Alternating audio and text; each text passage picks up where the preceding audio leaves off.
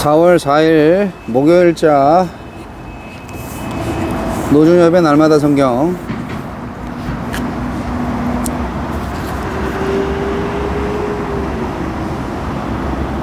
신명기 21장 1절로 23절 말씀.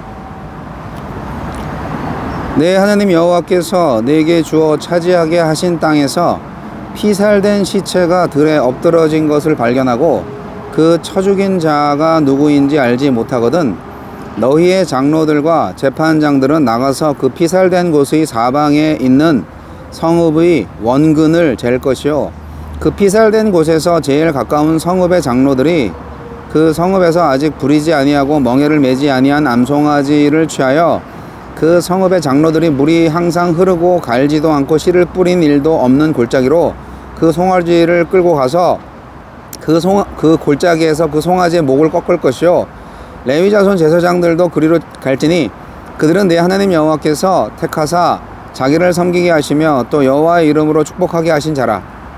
모든 소송과 모든 투쟁이 그들의 말대로 판결될 것이니라. 그 피살된 곳에서 제일 가까운 성읍의 모든 장로들은 그 골짜기에서 목을 꺾은 암송아지 위에 손을 씻으며 말하기를 우리의 손이 이 피를 흘리지 아니하였고 우리의 눈이 이것을 보지도 못하였나이다. 여호와여, 주께서 속량하신 주의 백성 이스라엘을 사하시고 무죄한 피를 주의 백성 이스라엘 중에 머물러 두지 마옵소서 하면 그 피 흘린 죄가 사함을 받으리니 너는 이와 같이 여호와께서 보시기에 정직한 일을 행하여 무죄한 자의 피 흘린 죄를 너희 중에서 제할지니라. 내가 나가서 적군과 싸울 때에 내 하나님 여호와께서 그들을 내 손에 넘기심으로 내가 그들을 사로잡은 후에 네가 만일 그 포로 중에 아리따운 여자를 보고 그에게 연연하여 아내를 삼고자 하거든 그를 네 집으로 데려갈 것이요 그는 그 머리를 밀고 손톱을 베고 또 포로의 의복을 벗고 네 집에 살며 그 부모를 위하여 한 달 동안 애곡한 후에 내가 그에게로 들어가서 그의 남편이 되고 그는 네 아내가 될 것이요 그 후에 내가 그를 기뻐하지 아니하거든 그의 마음대로 가게 하고 결코 돈을 받고 팔지 말지라. 네가 그를 욕보였은즉 종으로 여기지 말지니라. 어떤 사람이 두 아내를 두었는데 하나는 사랑을 받고 하나는 미움을 받다가 그 사랑을 받는 자와 미움을 받는 자가 둘 다 아들을 낳았다 하자.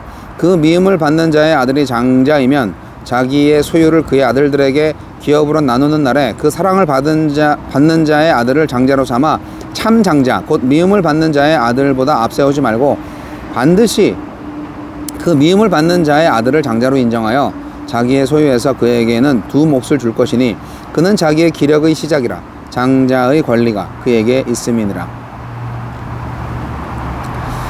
사람에게 완악하고 패역한 아들이 있어 그의 아버지의 말이나 그 어머니의 말을 순종하지 아니하고 부모가 징계하여도 순종하지 아니하거든 그의 부모가 그를 끌고 성문에 이르러 그 성읍 장로들에게 나아가서 그 성읍 장로들에게 말하기를 우리의 이 자식은 완악하고 패역하여 우리 말을 듣지 아니하고 방탕하며 술에 잠긴 자라 하면 그 성읍의 모든 사람들이 그를 돌로 쳐 죽일지니 이같이 내가 너희 중에서 악을 제하라.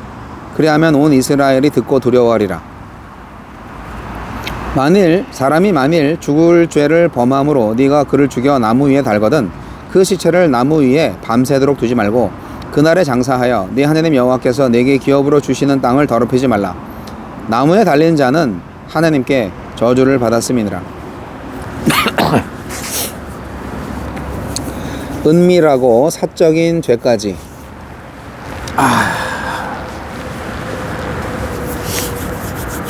율법은 공동체가 하나님의 땅에서 일어나는 은밀하고 사적인 죄까지 공적으로 관여하고 적절하게 처리하므로 하나님의 땅이 더러워지는 일을 막으라고 요구합니다.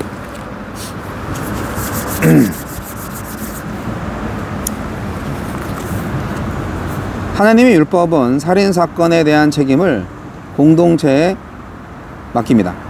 살인자가 누구인지 안다면 공정한 재판을 통해 살인죄를 물어야 하고 누가 죽였는지 끝내 밝히지 못했다면 공동체의 대표들이 나서서 하나님이 정하신 의식을 치러야 했습니다. 송아지를 도살하는 의식은 죽은 자를 보호하지 못한 데 대한 속죄이자 하나님이 살인자를 처벌해달라는 탄원입니다. 무관심 속에 무고한 생명이 쓰러지는 일이 많습니다. 그 죽음을 주목하고 그 죽음에 관심을 가지며 다시는 그런 죽음이 발생하지 않도록 대비하므로 죽음을 막지 못한 책임을 다해야 합니다. 하나님의 율법은 힘 있는 자의 욕망을 제한하고 힘 없는 자의 인권과 자유를 보호합니다. 이스라엘 군인은 포로를 겁탈하거나 첩으로 삼아서는 안 되고 마음에 든다면 아내로 맞이해야 합니다. 우선 집으로 데려가 죽은 부모를 애도할 시간을 주어야 하고 애도 기간에는 관계를 가질 수 없습니다. 마음이 변해 결혼 의무를 이행하지 않으려면 여자를 종으로 팔아서는 안 되고 자유인으로 놓아주어야 합니다. 힘 있는 자의 잉여적 이익과 힘 없는 자의 기본적 인권이 충돌할 때 하나님의 법을 따르는 우리는 마땅히 인권의 수호자가 되어야 합니다. 하나님의 율법은 가정의 약자를 보호하고 위기에 처한 가정을 지원합니다. 아버지가 마음대로 맏아들에게서 장자의 권리를 박탈하려 하면 법으로 제재해야 하고, 폐역한 아들이 부모의 권위를 무시하고 불순종하여 가정을 위태롭게 하면 공동체가 개입해서 바로잡아야 합니다. 공동체는 가족 내에서 차별과 학대로 고통당하는 사람을 보호해야 하고, 자녀의 신앙교육을 어려워하는 부모를 지원해야 하며 위기에 처한 가족을 도와야 합니다. 가족의 문제는 곧 공동체의 문제, 곧 공적인 문제입니다. 하나님의 율법은 처형된 범죄자와 그 가족의 인격과 인권도 보호합니다. 이스라엘에서는 죽을 죄를 지어 처형된 사람이라도 그 주검을 밤새 매달아 두지 못했는데, 이는 비록 처형된 죄인이라 하더라도 그 존엄을 지키기 위함이며 가족의 정서적 고통을 덜기 위함이었습니다.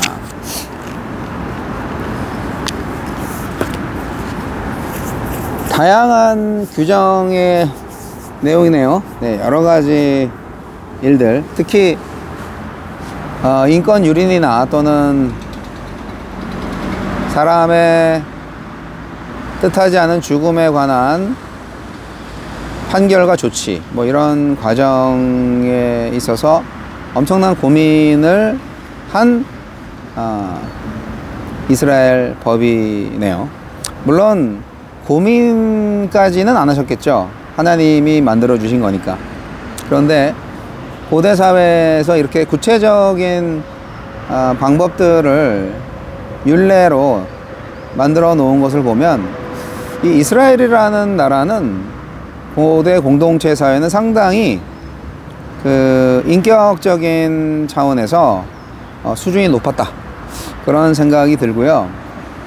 이스라엘은 통일 왕국 시대를 가기 전까지는 부족 국가잖아요. 그러니까 나라가 아니고 왕이 다스리는 아주 강력한 군대가 있고 세금을 내는 어떤 그런 강력한 통치 체제를 가진 국가가 아니고, 그야말로 이제 말하자면 시족 공동체? 뭐 그렇게 이제 부족 공동체로 이렇게 되어 있는 그런 연합 국가죠.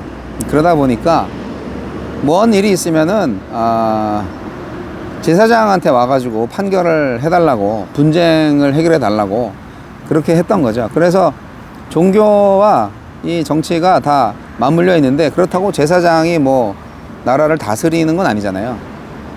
그 부족마다 족장이 있을 거 아니에요. 족장들이 대표 역할을 하면서 장로들끼리 회의를 하면서 나름대로 자기네 공동체를 다스리겠죠. 근데 문제가 생겼을 때, 부족 간에 분쟁이 생겼다든지, 뭐 다른 부족과 뭐 문제가 생겼을 때, 이웃과의 문제가 생겼을 때 그걸 해결해야 되니까 이스라엘에 있어서 이런 세세한 규칙들이 만들어졌던 것 같습니다.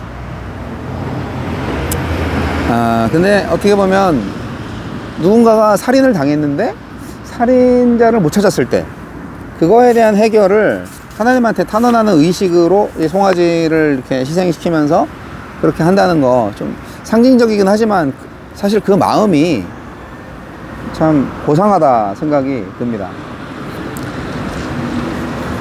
살인자를 알지 못하는 사건도 땅을 부정하게 할 수 있다는 생각이잖아요. 그 땅을 부정하게 하지 말아라 하는 그런 건데, 부정하게 한다는 것은 뭐 짐승 잡아서 목 따고 피 빼고 이렇게 고기 가족들이 먹으려고 하는 그런 일상적인 것은 땅을 더럽히는 게 아니죠. 그러니까 억울하게 죽은 사람이 있는 거죠. 누군가가 앙심을 품고 생명을 앗아간 거죠. 예. 그런 죄가 있는 부도덕한 죄가 있는 피가 이제 땅을 더럽게 한다, 그런 얘기죠. 예. 청결과 정결은 그래서 의미가 좀 다른 것 같습니다. 제사장과 재판장은 정말 죄인을 알지 못한다는 의미로 손을 씻은 다음에 억울한 피 흘림으로 인한 죄를 용서해달라고 기도해야 한다, 이렇게 말하고 있어요. 사실 오늘날에 정의와 공의가 엉망진창이 된 세상을 살고 있죠. 많은 국회의원들이 열심히 입법부 일을 하는데 그 법이 제대로 통과가 안 된 게 너무 많아요. 예. 사실 뭐 법을 아무리 잘 만들어도 그 법을 제대로 지키지 않거나 법을 악용하거나 남용하면 뭐 말짱 도루묵이죠. 그러니까 결국은 중요한 거는 양심과 도덕인데, 그래도 양심과 도덕이 나름 노력을 해야 된다는 거죠. 법을, 제도를 잘 만들어야 된다는 거죠. 이스라엘에는 포로 여인을 취할 때도 강제로 하면 안 되고, 이렇게 만약에 마음에 든다 그러면 아내로 삼아야 된다. 네. 원칙적으로는 1인 1처거든요. 1인 1부제니까 아내로 삼는다는 것은 가족으로 맞아들인다는 거잖아요. 네. 굉장히 윤리적이라고 생각이 듭니다. 그리고 그 남편을 죽었을 거 아니에요. 내가 죽였든지 아니면 다른 동료 군인이 죽였든지 뭐 그랬을 거 아니에요. 그러면 그 남편을 애도하는 시간은 줘야 된다. 그 애도하는 시간에는 관계를 갖지 말아라. 이런 얘기는 어떻게 뭐 형식적인 것 같으면서도 그래도 나름대로 애썼다 하는 생각이 듭니다. 구약 시대에 그 여자라는 존재가 인권이 굉장히 없었던 시대인데, 이 이스라엘 율법에는 이 여인이 갑자기 마음에 안 들어져서 이제 결혼을 안 하겠다, 마음이 바뀌어갖고, 그러면 그 여인을 종으로 삼지 말고 자유인으로 놓아줘야 된다, 뭐 이런 말까지 해놨어요. 그런 거 보면은요, 참 그 당시 기준으로 보면은 상당히 이스라엘 안에서는 이 여성의 인권과 지위를 최대한 좀 지켜주려고 하지 않았나 생각이 듭니다. 네. 도덕 윤리로서는 이스라엘은 사실 최고의 기준을 가지고 있었던 거 아닌가 생각이 듭니다. 그리고 미워하는 아내의 아들이라도 장자로 태어나면 그 권리를 보장해 주라고 하는 것은 역시 피는 물보다 진한 건가요? 네. 이 왜 그러냐면 그 순서는 하나님이 정하셨기 때문이에요. 장자의 권리. 네. 근데 이제 어떤 아들, 그 페르나들이 있죠, 가끔. 지나치게 방탕하고 막 그러면은 결국 이제 부모가 그러면은 장로들한테 이제 아들을 고발하죠. 그러면 그 아들은 투석형을 받게 되죠. 네. 어떻게 보면 넌 내 아들 아니다, 이렇게 딱 하면은 공동체에서 이걸 해결해 준다는 것은 굉장히 무서운 일 아니겠습니까? 네. 결국 뭐냐면 하나님 나라의 질서는 가정에서부터 바로 세워져야 된다는 거예요. 한 가정의 일이 공동체의 운명을 결정할 만큼 중요하다는 사실이에요. 그래서 교회는 가정에서 시작을 해야 돼요. 공예배를 하는 예배당 안에서의 교회에서 시작해서 가정으로 가는 게 아니고 가정에서 교회가 시작되어야 된다. 이게 중요합니다. 그래서 이 한 가정을 또 지키기 위해서 뭐 아무리 페르나라도 내 아들이니까 감싸준다, 이것도 안 되는 거예요. 하나님의 거룩함을 지키는 것이 더 우선적인 거죠. 공동체를 망가뜨려요. 그렇게 자기 가족을 감싸 놓으면 결국은 정의로운 가족이 정의로운 공동체, 정의로운 사회를 만든다 하는 겁니다. 네, 죄 짓지 맙시다. 거룩하게 삽시다. 공정하게, 정의롭게. 하나님의 나라는 그런 나라고요. 예수님 오신 때부터 그런 나라들이 실제로 이 땅에 만들어지기까지 수많은 사람들이 피를 흘렸죠. 저는 민주주의라는 개념이, 오늘날 우리는 민주주의 공화국에 살고 있잖아요. 한 200년 전으로 가서 태어나면 소수의 양반과 이제 다수의 이제 상놈들이 사는 그런 시대에서 살았겠죠. 오늘날 민주주의가 그냥 이루어진 게 아니라고 생각하고요. 그것은 철저히 기독교 사상에서 나온 것이라고 생각해요. 네. 이게 민주주의 정신이 인본주의라고 하기보다는 하나님의 나라를 이루기 위한, 하나님을 믿는 사람들의 하나님 나라 건설을 위해서 노력한 결과다. 저는 그렇게 생각해요. 국민이 왕이라는 게 아니고요. 국민의 주권이 있다. 한 사람 한 사람의 인격이 존중된다. 개인의 자유가 있고 또한 책임이 부여되는 그런 민주주의 나라, 민주주의 사회, 민주주의 국가. 그게 독재국가다 이런 거보다, 왕정 제도보다 조금 더 하나님 나라에 가깝다는 생각이 듭니다. 이 지상에서는요. 민주주의 갑시다.